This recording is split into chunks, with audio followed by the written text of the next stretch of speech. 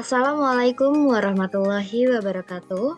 Perkenalkan, nama saya Intan Purnamasari. Saya adalah mahasiswi dari Universitas Pancasakti Bekasi, Fakultas Ekonomi dan Bisnis, Program Studi Manajemen dengan NIM 289215063. Video ini saya buat untuk memenuhi tugas ujian tengah semester mata kuliah Manajemen Keuangan dengan dosen pengampu Ibu Ifah Masrifa, SEMM. Pada kesempatan kali ini saya akan membahas terkait biaya modal. Biaya modal atau cost of capital adalah biaya real yang harus dikeluarkan oleh perusahaan untuk memperoleh dana baik yang berasal dari hutang, saham preferen, saham biasa, dan laba ditahan untuk mendanai suatu investasi atau operasi perusahaan. Penentuan besarnya biaya modal ini dimaksudkan untuk mengetahui berapa besarnya biaya real yang harus dikeluarkan perusahaan untuk memperoleh dana yang diperlukan. Di sini ada jenis-jenis biaya modal. Yang pertama, biaya modal individual yang meliputi biaya utang dari obligasi, biaya saham preferen, biaya saham biasa, dan biaya saham biasa baru. Yang kedua, ada biaya modal keseluruhan yang meliputi Weighted Average Cost of Capital atau WACC. Perhitungan biaya penggunaan modal adalah penting berdasarkan 3 alasan berikut. Yang pertama, maksimalisasi nilai perusahaan mengharuskan biaya-biaya termasuk biaya modal diminimumkan. Lalu yang kedua, ada capital budgeting, memerlukan estimasi tentang biaya modal. Dan yang ketiga, keputusan lain juga memerlukan estimasi biaya modal seperti leasing dan modal kerja. Selanjutnya ada faktor yang menentukan biaya modal, yaitu yang pertama faktor yang tidak dapat dikendalikan perusahaan dan faktor yang dapat dikendalikan perusahaan. Faktor yang tidak dapat dikendalikan perusahaan meliputi tingkat suku bunga. Jika suku bunga dalam perekonomian meningkat, maka biaya utang juga akan meningkat karena perusahaan harus membayar pemegang obligasi dengan suku bunga yang lebih tinggi untuk memperoleh modal utang. Lalu yang kedua ada tarif pajak. Tarif pajak digunakan dalam perhitungan biaya utang yang digunakan dalam WACC dan terdapat cara-cara lainnya yang kurang nyata di mana kebijakan pajak mempengaruhi biaya modal. Selanjutnya ada faktor yang dapat dikendalikan perusahaan, yaitu yang pertama kebijakan struktur modal. Perhitungan WACC didasarkan pada tarif bunga setiap komponen modal dengan komposisi struktur modalnya. Sehingga jika struktur modalnya berubah, maka biaya modalnya akan berubah juga. Lalu yang kedua ada kebijakan dividen. Penurunan rasio pembayaran dividen mungkin dapat menyebabkan biaya modal sendiri meningkat sehingga MACC-nya naik.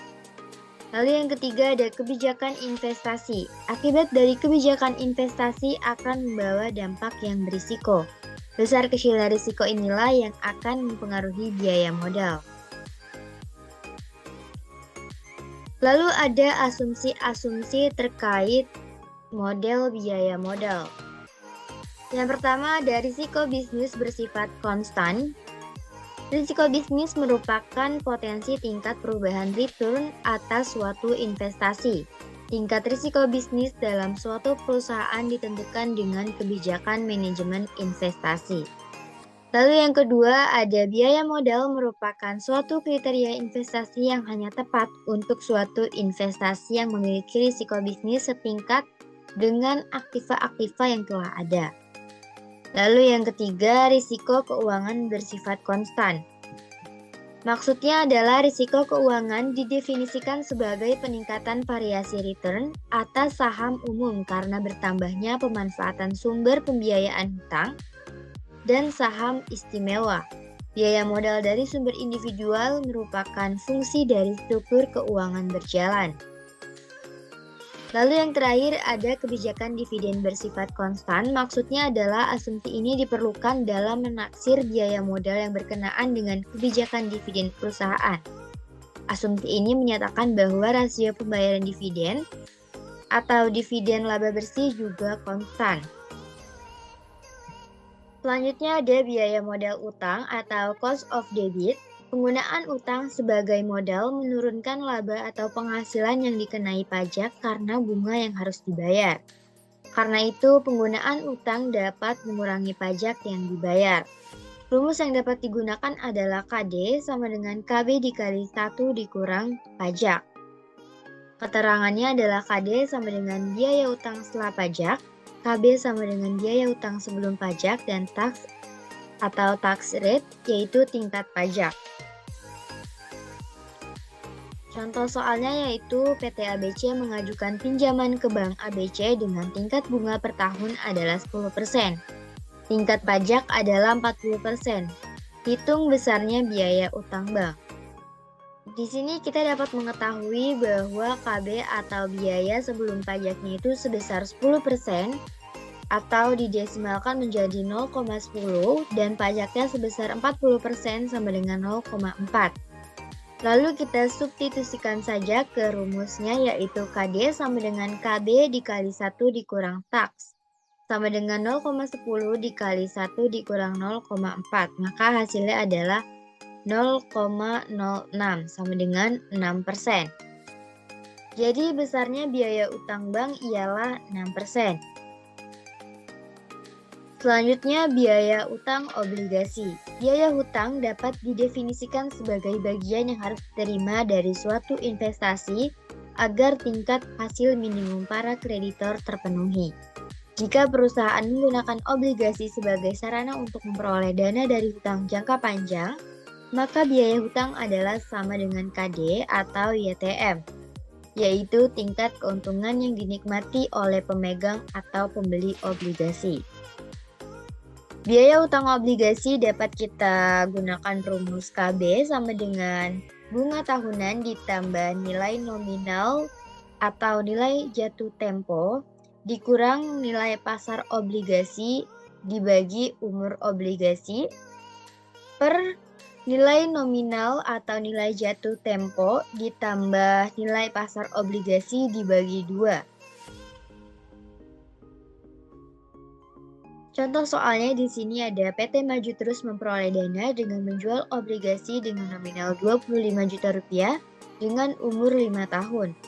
Obligasi tersebut dijual dengan harga Rp24.250.000. Jika bunga obligasi per tahun sebesar 4% dan pajak penghasilan yang dibayarkan 30%, berapa biaya utang obligasi setelah pajak?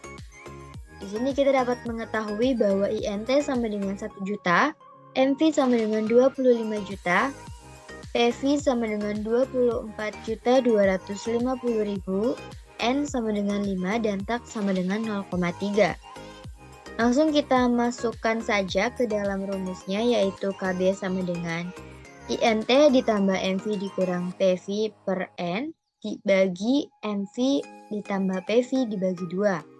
Sama dengan 1 juta ditambah 25 juta dikurang 24.250.000 dibagi 5 per 25 juta ditambah 24.250.000 dibagi 2. Sama dengan 1 juta ditambah 750.000 dibagi 5 per 49.250.000 dibagi 2. Sama dengan 1 juta ditambah 150.000 per 24.625.000. Maka hasilnya sama dengan 1.150.000 per 24.625.000 sama dengan 0,046.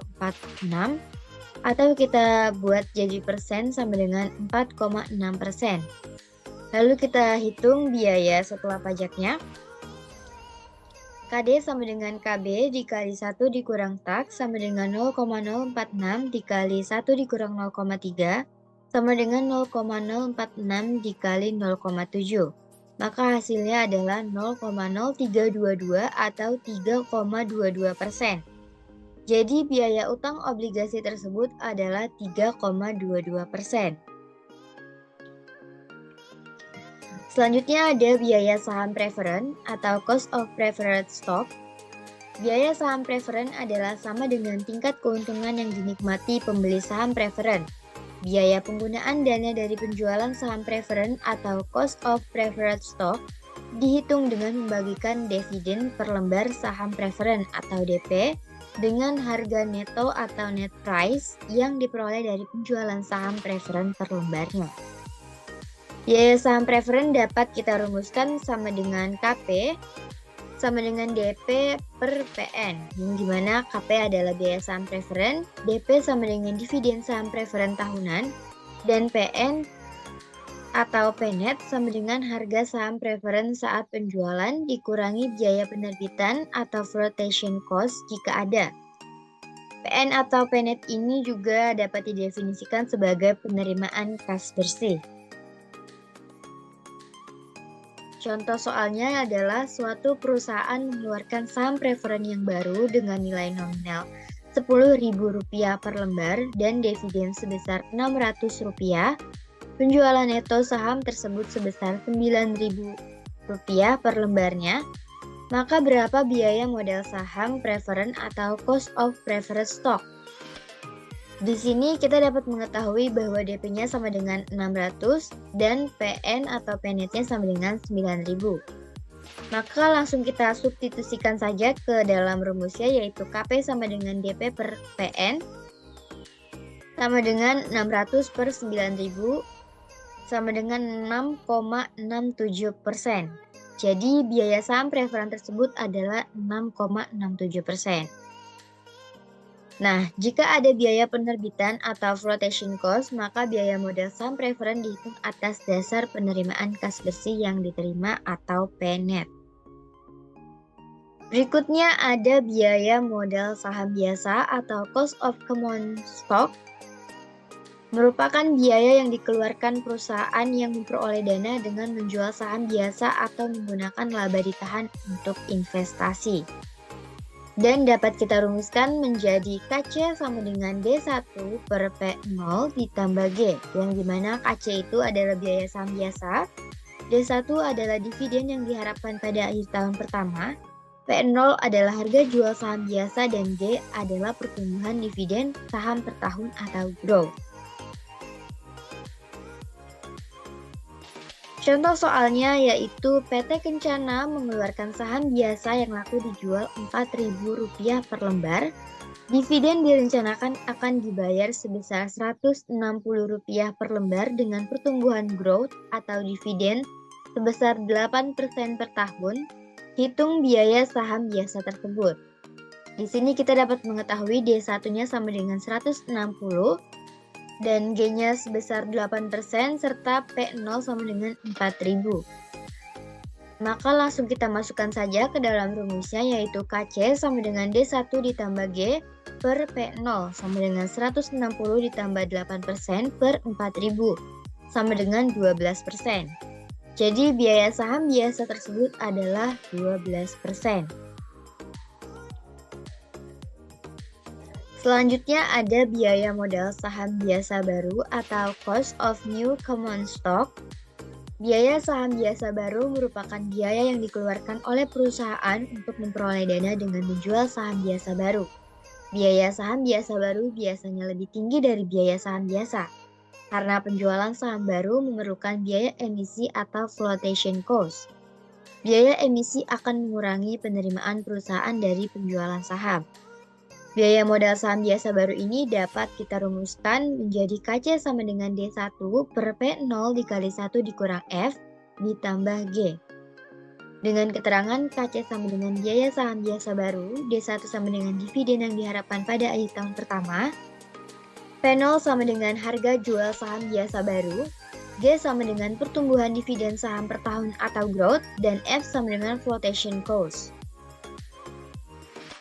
Contoh soalnya yaitu saham biasa baru perusahaan terjual dengan harga Rp3.200.000, flotation cost sebesar 15% dari harga jual, dividen yang akan datang diperkirakan sebesar Rp240, dan dividen diharapkan tumbuh konstan dengan tingkat pertumbuhan 6,5%. Maka hitung biaya saham biasa baru tersebut. Di sini langsung kita substitusikan saja dari nilai-nilai yang telah diketahui pada soal.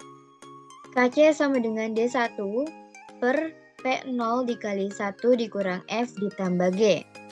KC sama dengan 240 per 3200 dikali 1 dikurang 0,15 ditambah 6,5%, maka hasilnya sama dengan 15,3%.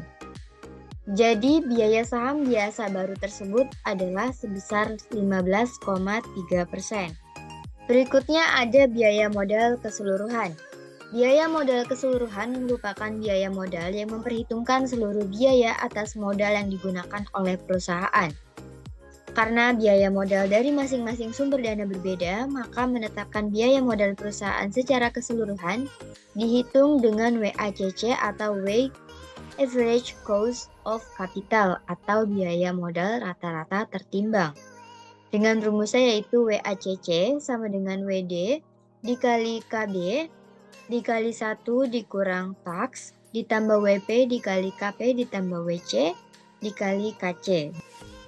Dengan keterangan WACC sama dengan Weighted Average Cost of Capital, WD sama dengan proporsi biaya utang, WP sama dengan proporsi biaya saham preferen, WC sama dengan proporsi biaya saham biasa, KP sama dengan biaya saham preferen, KC sama dengan biaya saham biasa baru, KB sama dengan biaya utang sebelum pajak, dan tax sama dengan tax rate atau tingkat pajak. Contoh soalnya di sini ada dua, yaitu berdasarkan proporsi modalnya dan berdasarkan jumlah biayanya. Nah, di sini kita dapat lihat contoh soal dari berdasarkan proporsi modalnya. Berdasarkan proporsi modalnya, biaya modal hutang setelah pajak dapat kita hitung KD sama dengan 6% dikali 100% dikurang 20%, maka hasilnya adalah 4,5%. Sedangkan berdasarkan jumlah biayanya, di sini soalnya dapat kita lihat di kolom dan dapat kita hitung menggunakan rumus WACC sama dengan 10.320.000 dikali 100% per 100 juta, maka hasilnya adalah 10,32%.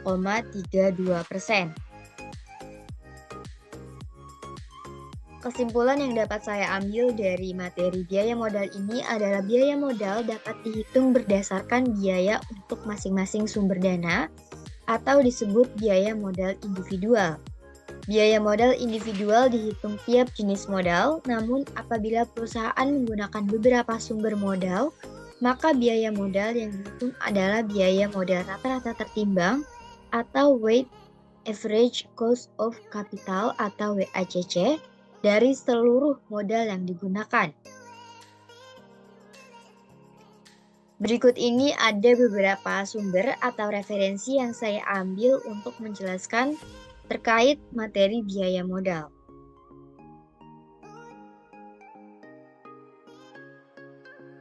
Demikian penjelasan yang dapat saya sampaikan terkait materi biaya modal. Apabila ada tutur kata atau tulisan yang kurang berkenan, mohon maaf. Wassalamualaikum warahmatullahi wabarakatuh.